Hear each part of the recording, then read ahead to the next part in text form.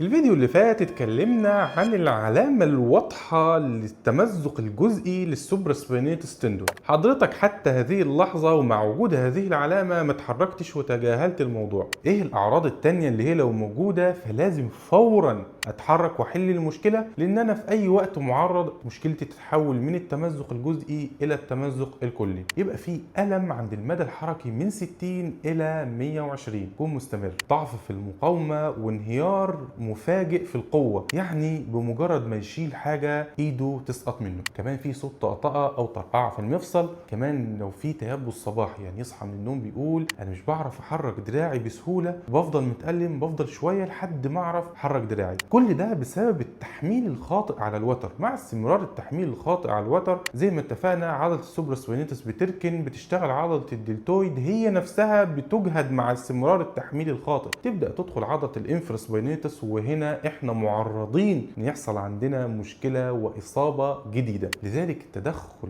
المبكر في حل مشكلة السوبراسبينيتس بيخلي مجهود اقل وجلسات علاجية اقل. اذا كان عندك اي عرض من الاعراض دي انصحك انك تتحرك فورا ناحية حل المشكلة. وبكده ان شاء الله تكون دي نهاية سلسلة فيديوهات السوبراسبينيتس تندون سواء الجزئي او الكلي. اتمنى ان شاء الله ان هي تكون نالت اعجابكم، وباذن الله مع بعض الى سلسلة جديدة.